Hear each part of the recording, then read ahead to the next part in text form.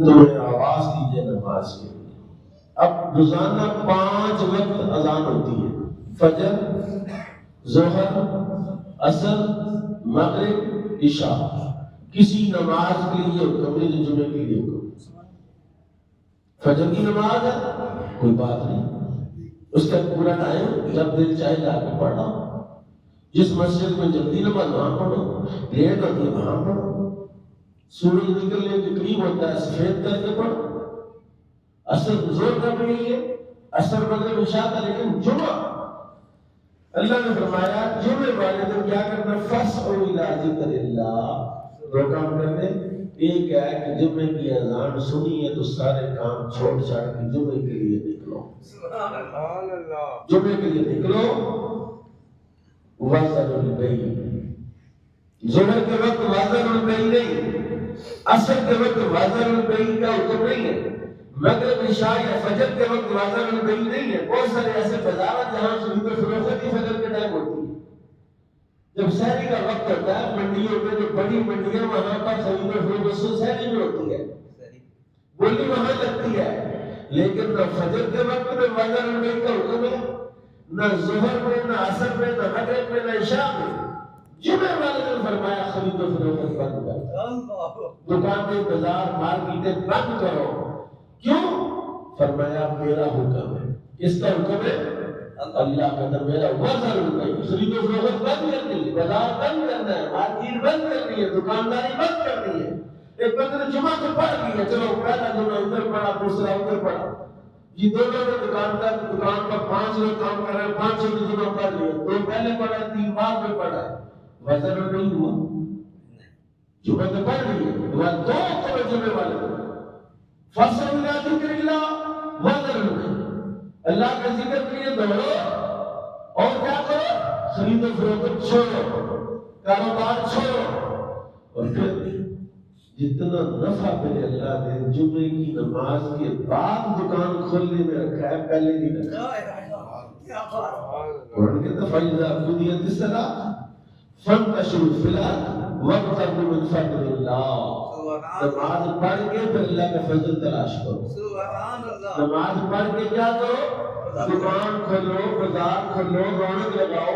اور یہ کیا کرتے ہیں، جمعے سے پہلے رونق لگاتے ہیں، جمعے کے بعد پھر اپنے کام کاج پر جانا۔ پٹھی بات ہے، یعنی ہمیں کیا حکم ہے کہ ہم مزاج بھی اسلامی شرعی مزاج بنائیں، جو عادت ہے وہ اسلام کے مطابق کپڑے لے کریں۔ عادتیں، مزاج، رواج اسلام کے سامنے غلبہ اسلام کو، سنت کو دے۔ غلبہ کس کو دے دیں؟ اپنی عادت کو، اپنے رواج کو کا نہیں، سنت مصطفیٰ کو غلبہ دے رہا ہے، سنت کو غلبہ دے رہا ہے، اپنا مزاج چھوڑنا، سنت کا مزاج اپنانا ہے۔ وہ کہہ رہا ہے فَإِذَا قُضِيَتِ الصَّلَاةُ فَانتَشِرُوا فِي الْأَرْضِ وَابْتَغُوا مِن فَضْلِ اللَّهِ، اللہ کا فضل تلاش کرو۔ اور فرمایا وَاذْكُرُوا اللَّهَ كَثِيرًا لَعَلَّكُمْ تُفْلِحُونَ۔ سبحان اللہ۔ بس یہ کام ہے جو آج کے مسلمان نے چھوڑ دیا ہے، اللہ کا ذکر کریں۔ سبحان اللہ۔ ذکر الہی میں کوتاہی شروع ہو گئی ہے، وہ اذکروا اللہ کثیرا لعلکم تفلحون، بار بار کہتا ہے، بار بار کہتا ہے، اللہ کو کثرت سے یاد کرو، اللہ کو کثرت سے پڑھو۔ اس میں کیا راز، کیا راز ہے اس میں؟ اللہ اللہ اللہ اللہ اللہ، کیا راز ہے اس میں؟ کہتا دکان میں بیٹھے تو اللہ اللہ کہو، گھر میں بیٹھے تو اللہ اللہ کہو، جی اٹھتے بیٹھتے کروٹ کے بعد اللہ کو یاد، لیٹ کے بھی اللہ کو یاد، جب اٹھو تو اللہ کو یاد کرو، جب سو تو اللہ کو یاد کرو، جاگ تو اللہ کو یاد کرو۔ جی یعنی یہ جو ذکر ہے، نماز کو بھی یہ جو ہے نا فَاسْعُوا إِلَىٰ ذِكْرِ اللَّهِ، اللہ کے ذکر کے لیے بھاگو۔ اس ذکر سے مراد کیا ہے؟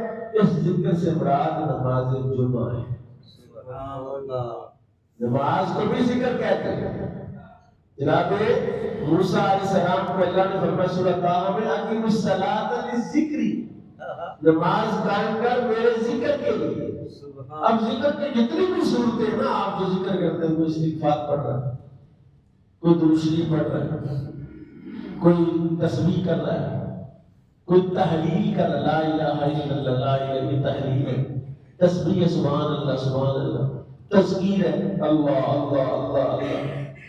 فرمایا ذکر کی جتنی شکلیں، ذکر کی جتنی صورتیں، ذکر کے جتنے طریقے نماز میں اللہ نے جمع کر دیے ہیں، یہ ذکر کسی اور جگہ اکٹھا ہو سکتا ہی نہیں۔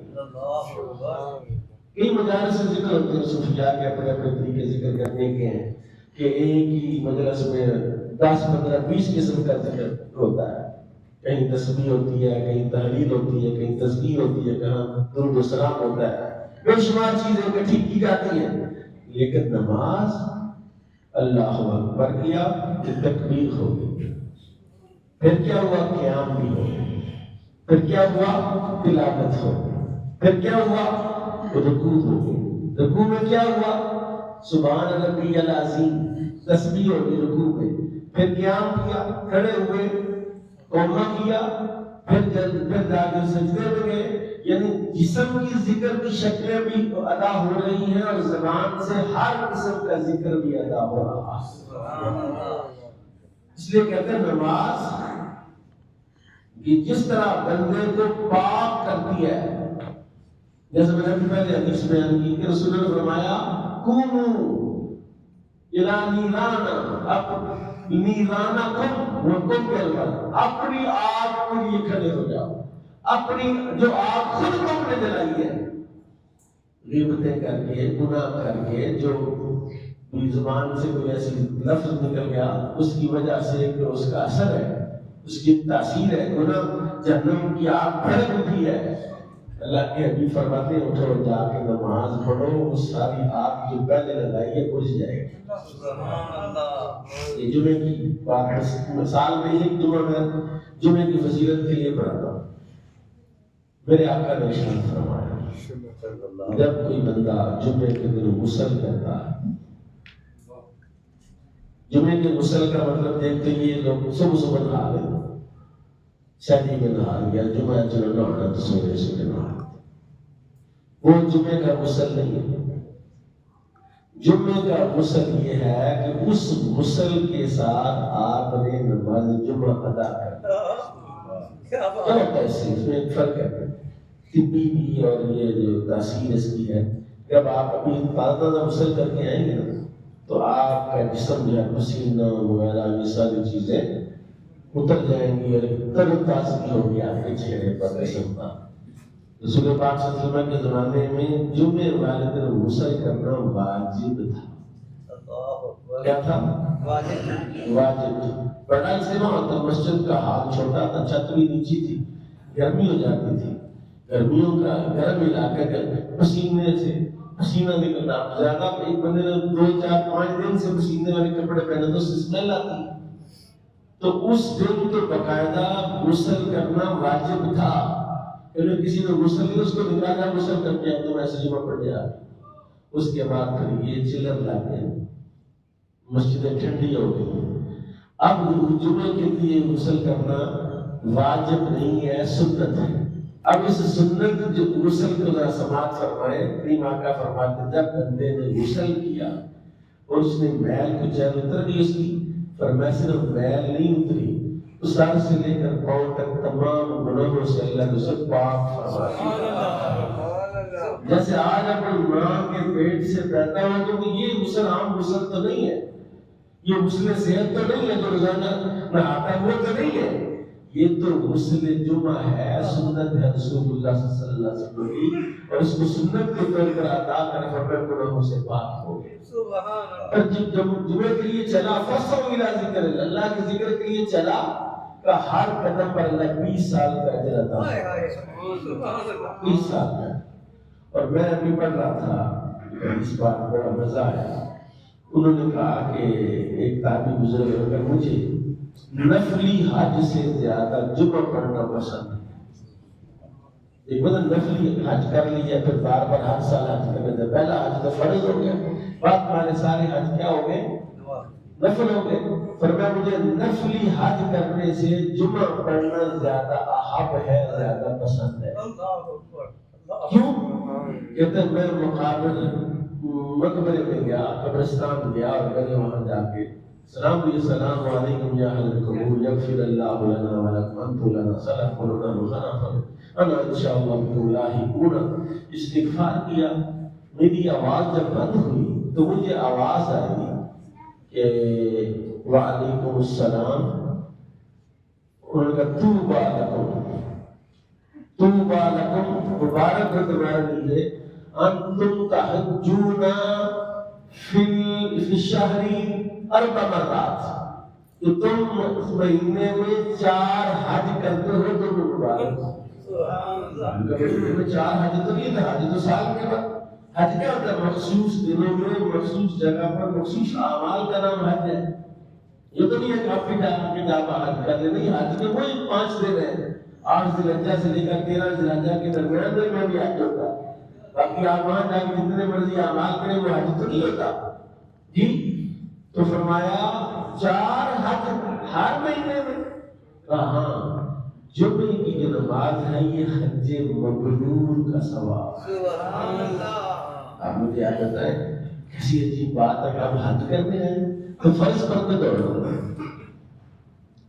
جمعے کے بعد 4 سنتیں موقعہ، پھر 2 سنتیں موقعہ، پھر 2 نفل ہیں، اس کے بعد کچھ دیر مسجد میں بیٹھے رہنا، اس کے بعد بارگاہ رسالت میں ہدیے درود و سلام پیش کرنا۔ حضور نے فرمایا کہ جمعے میں مجھ پر کثرت سے درود و سلام پڑھو، کثرت سے درود و سلام پڑھو، یہ یوم مشہود ہے۔ جمعہ یوم مشاہد و مشہود، فرمایا یوم مشہود ہے۔ جمعے والے دن تمہارا جو درود ہے یہ میری بارگاہ میں پیش کیا جاتا ہے، کہ فرشتہ کھڑا ہے کمرے اندر پر، اور جیسے ہی تم درود پڑھ کے فارغ ہوتے فرشتہ تمہارا نام، تمہارا قبیلہ، تمہاری ملکیت بتا کے بتاتا ہے فلاں بن فلاں نے فلاں جگہ سے فلاں قبیلے کے بندے نے آپ پر سلام پڑھا ہے۔ سبحان اللہ۔